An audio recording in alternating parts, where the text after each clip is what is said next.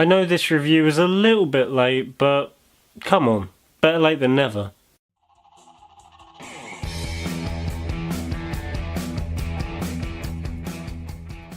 10 Cloverfield Lane is directed by Dan Trachtenberg and stars Mary Elizabeth Winstead, John Goodman and John Gallagher Jr. Now, I love the original Cloverfield. I think it's one of the better found footage films that's out there, and this film, 10 Cloverfield Lane, is partially related to the original, but not in a way that you need to see the first one to get this one. Now, this film is set a few years after the original Cloverfield, I think, and is a completely different kind of movie. Whereas the first Cloverfield was a found footage horror film, this one is a tense, claustrophobic thriller that happens to have horror elements.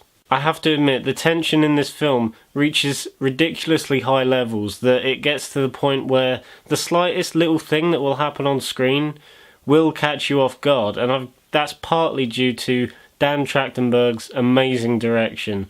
Every shot is perfect in this film. It plays out really well, and there's not really much you can do within one setting, but he manages to find millions of ways, and that's really surprising, especially seeing that he's a first-time director. The acting is great all round. Mary Elizabeth Winstead is probably the best I've ever seen her, and she plays a character that in this type of situation you'd expect her to do the opposite, but she's actually smart. She's actually one step ahead of everyone else.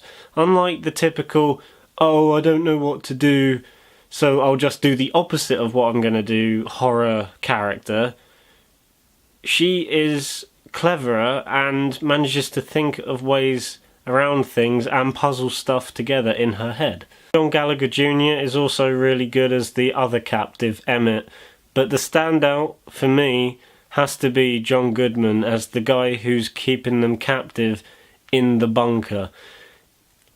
He is just so unsettling in this film. He can go from likeable to psychotic control freak in a matter of seconds, and it is really disturbing. And you can't always tell whether he's telling the truth or not, which is another great thing that adds to his character. The score is very good as well. It fits the style of the movie perfectly without being in your face. Also, without giving away any spoilers, the ending I thought was really good. It's really intense and it's really creepy. However, not everyone's going to love it, because it does happen quite suddenly, and that kind of ruins the whole slow and steady pace that has been set up throughout the rest of the film. Also, one very little nitpick I want to get in there just before I end the video. There's very little connecting this film to the first one. I mean, the only things that I found that really connected it were very subtle references, the ending, and the fact that Cloverfield is in the title of both of them. Honestly, that is it. For me, there is very few problems with this film. It's disturbing, tense, and towards the end it does get your heart pounding quite a bit. Do not go into this film expecting a straight-up sequel, or even the same kind of film as the first one, because it is completely different in the best possible ways. I'm going to give 10 Cloverfield Lane a 9 out of 10. I thought it was fantastic from start to finish. Anyway guys, that's my review for 10 Cloverfield Lane.